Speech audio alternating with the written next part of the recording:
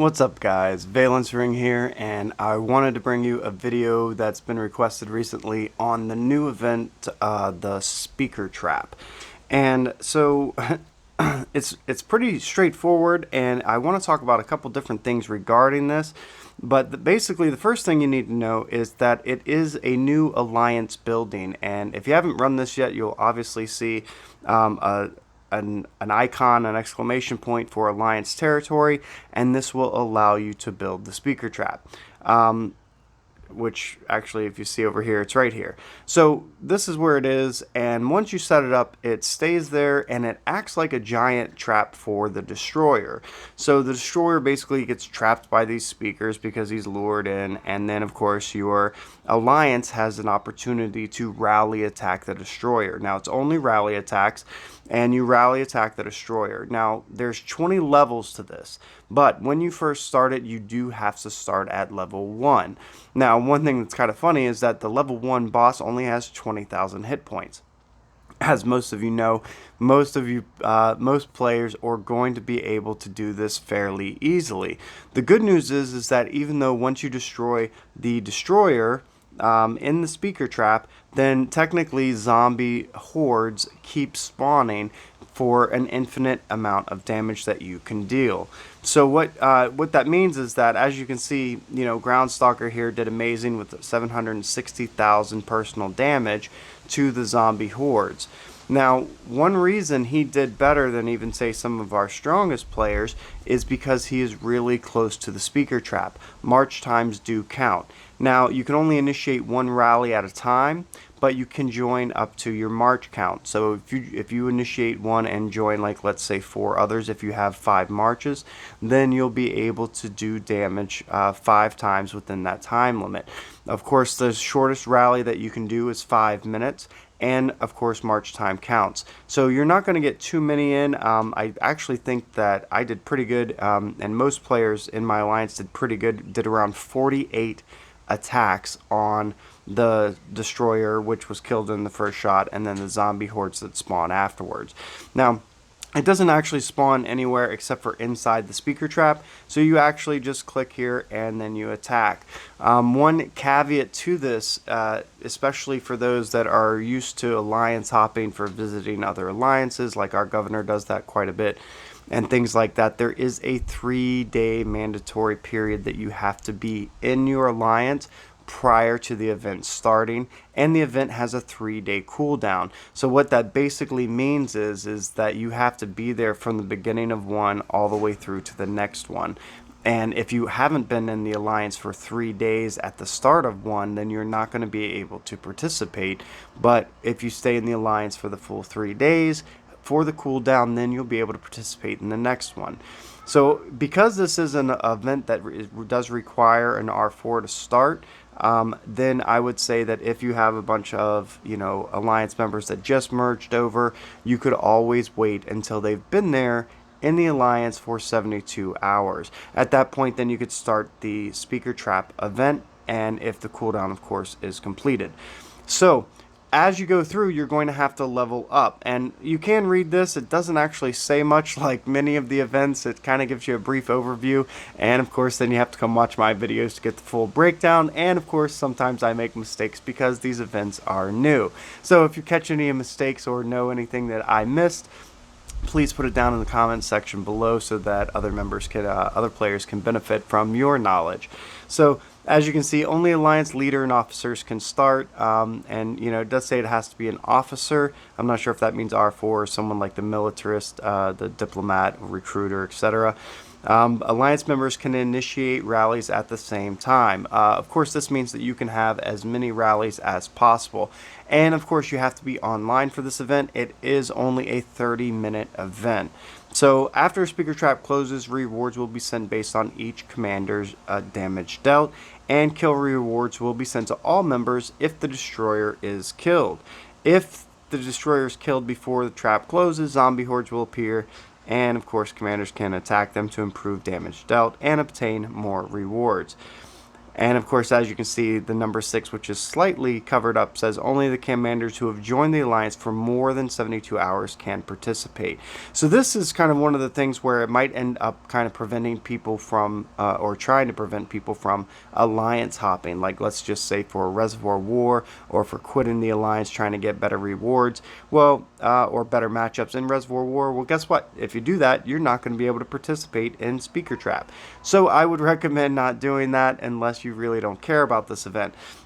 Early on, the rewards aren't necessarily that great. As you can see, the reward preview, it starts at, as long as you do 1 damage, you're going to get the base reward, and then it goes up from there all the way up to over 12 million. I guarantee you nobody's going to be doing 12 million damage until the level goes up and it becomes more difficult to do damage to the destroyer. In which case, once you start leveling up, I'm going to assume, and of course this is total speculation, so take it with a grain of salt, but I'm going to assume that it's a similar level raise as what is it, a Dead Rising, or where you have to go out and kill the zombies.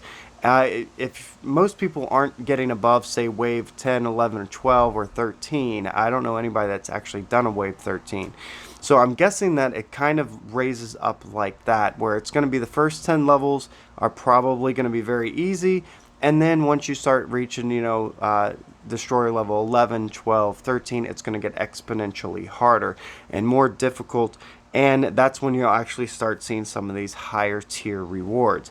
The one thing that my one concern was, as you can see the view damage here, I'm one of the stronger members of my alliance, not the strongest. I'm top 10ish, top 15.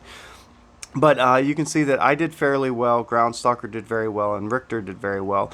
Everyone else was about half of our score, and it's not anything against them. I think it's literally because we accounted for so many of the layers, and we were in so many of the layers. I mean, we were in the 15 of the layers.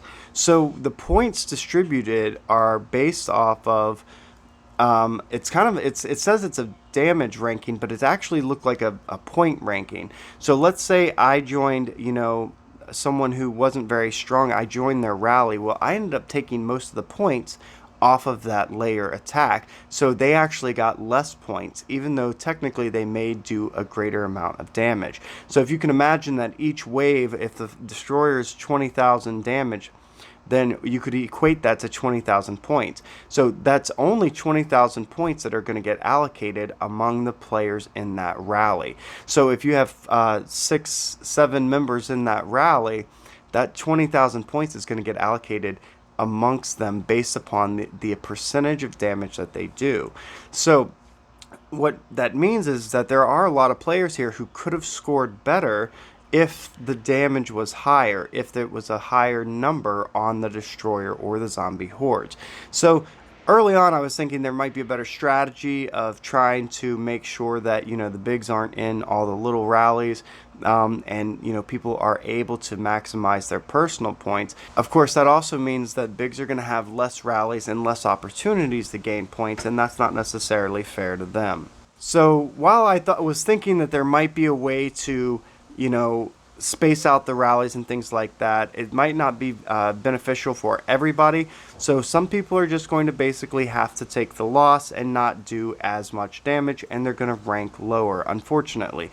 But as the level raises up and there are more damage to be allocated per the destroyer and the zombie hordes that follow, then everybody will be able to score much higher and receive better rewards for the damage dealt. You will have to go through the boss levels in order, so you'll have to do level 1, then level 2, then level 3, and so forth and so on until you get all the way to the max level, which from what I saw was level 20.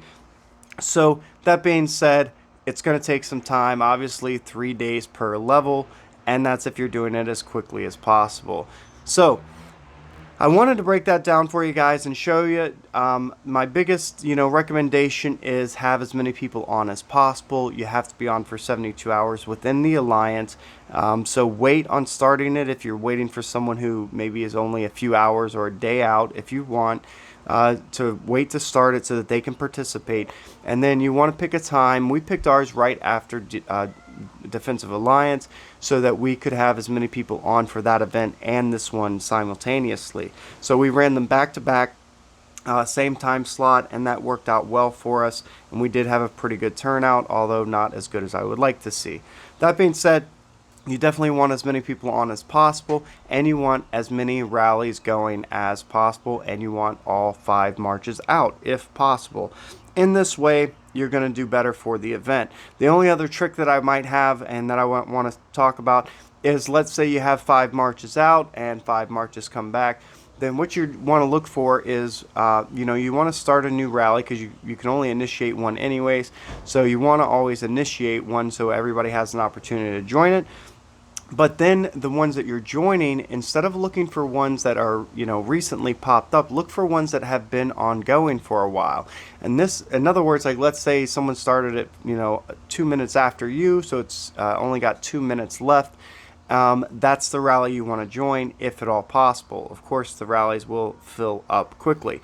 And there is, in the rallies, there are new tags that indicate if a rally is full and if you have already joined it. That is very helpful for the speaker event, so make sure you look out for that.